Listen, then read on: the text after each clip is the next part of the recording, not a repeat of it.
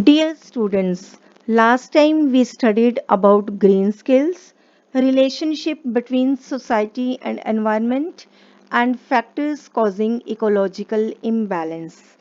Today we shall study about natural resource conservation. What is conservation? Conservation means a careful preservation and protection of natural resources. Natural resources can largely be seen as air, water, land, and energy. In the prevalent time where pollution levels have risen to the extent of causing health hazards, means which cause harm to our health, conservation of these resources is the primary concern. Conservation is the key to world environmental problems. This means that we need to judiciously use the resources around us and avoid wasting them.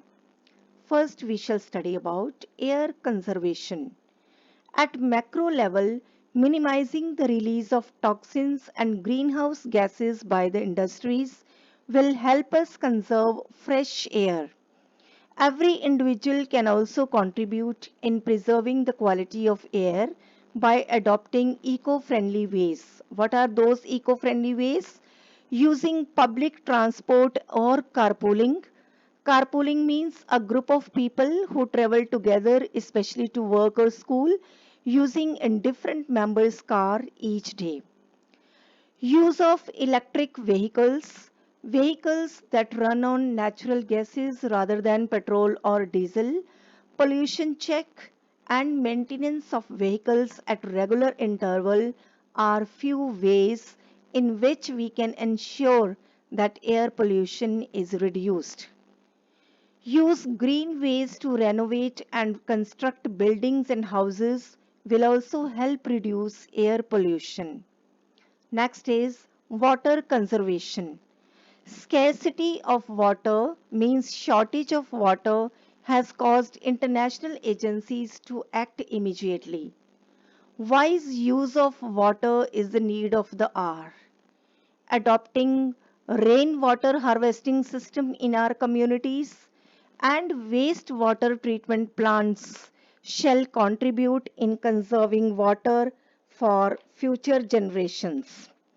Judicially, judiciously using water in our day-to-day life, using water aerators in taps shall also help preserving water. How? The aerator is a small attachment that either fits into the end of the tap or can be inserted inside the existing spout. These water-saving devices will control the amount of water that flows through the tap without affecting the water pressure as they mix the water with air. Correspondingly, ensuring that the marine life is not disturbed due to improper waste management will also contribute in preserving quality of water. About 70% of our planet consists of water, and if this water is contaminated in any form, it will be as good as not having any water to support life on earth. Next is land conservation. Conserving land means promoting afforestation and discouraging deforestation for material benefit. This will help promote other life forms to survive and help to maintain balance in the ecosystem. Second, improving the quality of soil. Most of the health concerns today are due to poor quality of food.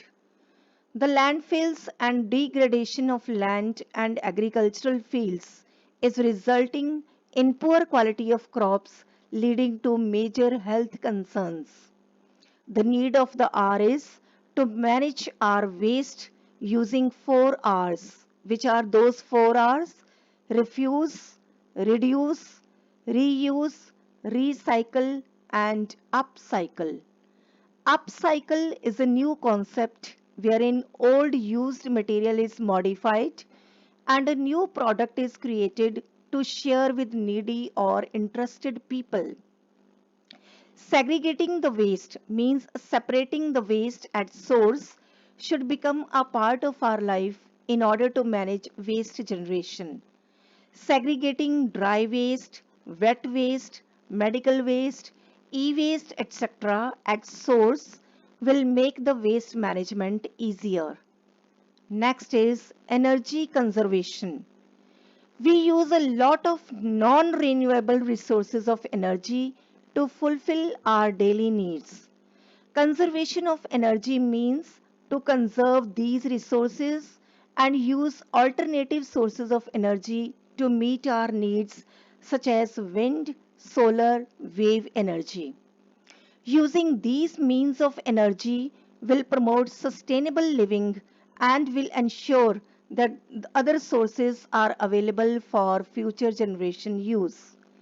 Using air conditioner with doors closed, not keeping the door of refrigerator open for too long, keeping the lights and fans switched off while not in use, switching off main plugs of TV, computer and other gadgets, using public transport or carpooling, etc., are some practices that we can adopt in our daily life to conserve energy.